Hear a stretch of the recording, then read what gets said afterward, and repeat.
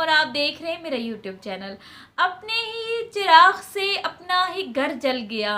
नाजरीन, लाहौर में इंतहाई दिलसोज और इंतहाई दिलखराश वाक़या पेश आया कि जिसको सुनकर रूह कांप जाती है और ये महसूस होता है कि मुआशरा किस तरफ जा रहा है, कि खून इतना सफ़ेद हो गया है कि औलाद को वालिदैन की इतनी परवाह नहीं है।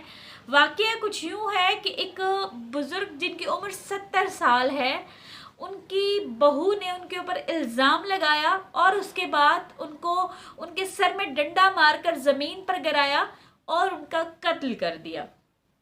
कत्ल के बाद उसने उनकी लाश को उठाया वहाँ से, क्योंकि उनके सर से बहुत खून बह गया था। वो जगह साफ़ की और लाश को उठाकर एक कमरे में बंद कर दिया। और वो मोहतरमा, ये वाक़या तकरीबन 9 साढ़े 9 बजे सुबह का है और 8 साढ़े 8 बजे तक इंतज़ार करती हैं अपने शोहर का। और उसने ये बयान दिया है पुलिस को कि मेरे पास चूँकि फ़ोन नहीं था और मैं बहुत डर गई थी, तो मैं अपने शोहर को नहीं बुला सकी या नहीं कह सकी। हालांकि ये कतई सरासर एक, जिसे कहते हैं ना कि एक बिल्कुल ना समझी वाली बात है कि ऐसा पॉसिबल नहीं है। अगर कोई इतनी बड़ी इमरजेंसी हो सकती है तो आपके पास अगर फ़ोन नहीं है तो आप किसी पड़ोस में, मोहल्ले में किसी का फ़ोन इस्तेमाल करके इत्तला कर सकते हैं, मगर उसने, बदबख्त औरत ने ऐसा नहीं किया। और उससे भी बड़ी बदबख्ती ये देखें कि जब बेटा घर आया तो उस औरत ने, उस चालाक और सफाक औरत ने अपने शौहर को भी अपनी बातों में बरगला लिया और उसके बाद दोनों मियाँ बीवी ने मिलके उनकी लाश को एक बोरी में बंद किया और छत पे फेंक दिया। इस कत्ल को और इस वारदात को छुपाने की भरपूर कोशिश की।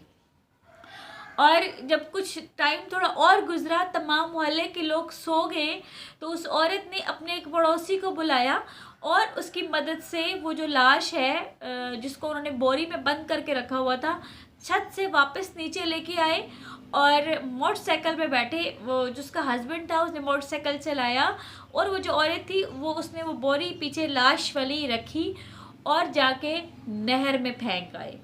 और तमाम रिश्तेदारों में ये मशहूर कर दिया कि जो अब्बा जी हैं वो कहीं चले गए हैं।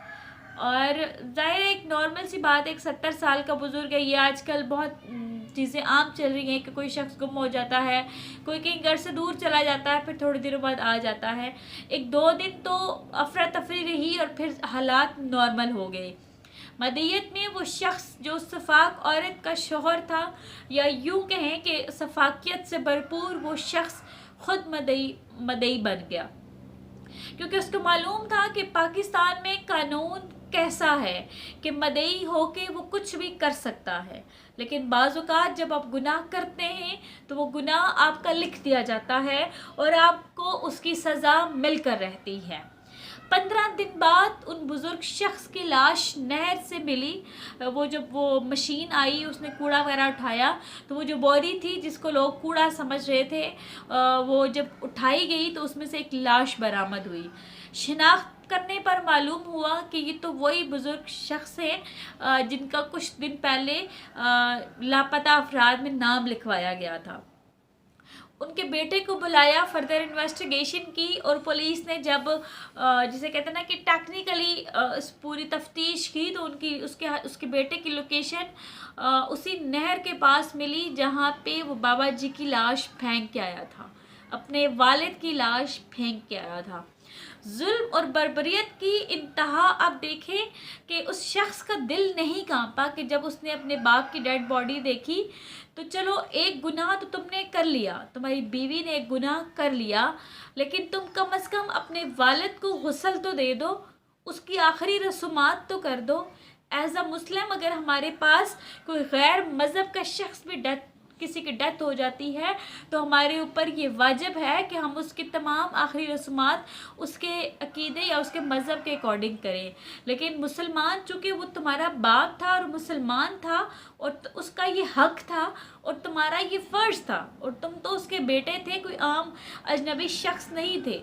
उसके कफन दफन, उसका गुस्ल, उसकी तमाम तर वाजिबात तुम्हारे ऊपर लाजम थे।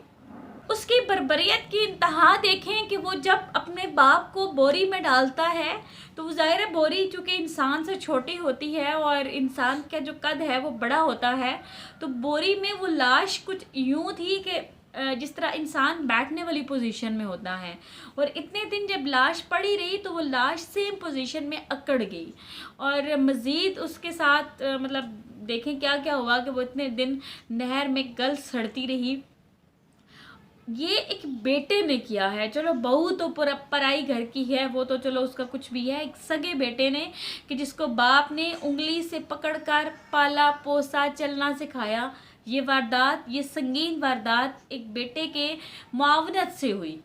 और फिर जब पुलिस पकड़ती है दोनों मियाँ बीवी को और उनसे फर्दर इंकशाफ जब होते हैं तो मुलव्वस तीसरा शख्स भी पकड़ा जाता है।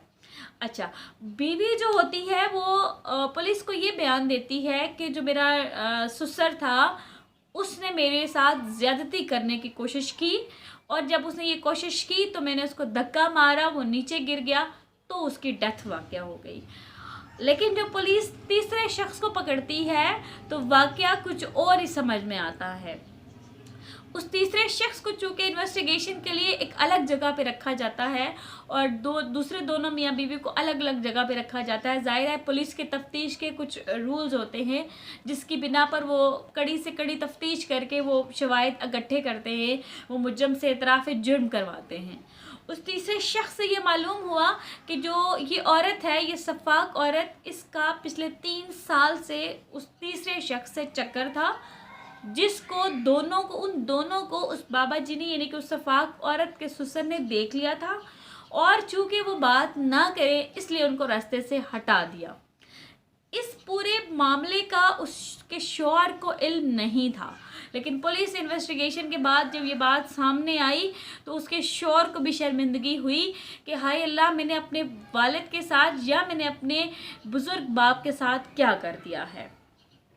तो ये सारे वाक़यात को देखकर हमें अपनी आंखें खुली रखनी चाहिए कि जो बाज़ औक़ात जो कुछ हमें दिखाया जाता है वो नहीं होता, जो हम नहीं देख रहे होते। और उससे जो बड़ी बात है कि अपनी औलाद की तरबियत के ऊपर बहुत फोकस करें ताकि कल को कोई ऐसी औलादें पैदा ना हों कि जिनकी वजह से आपको ऐसे दिन खुदा ना करे देखना पड़े। अपनी राय का इज़हार ज़रूर कीजिएगा, दुआओं में याद रखिएगा। अल्लाह हाफ़िज़।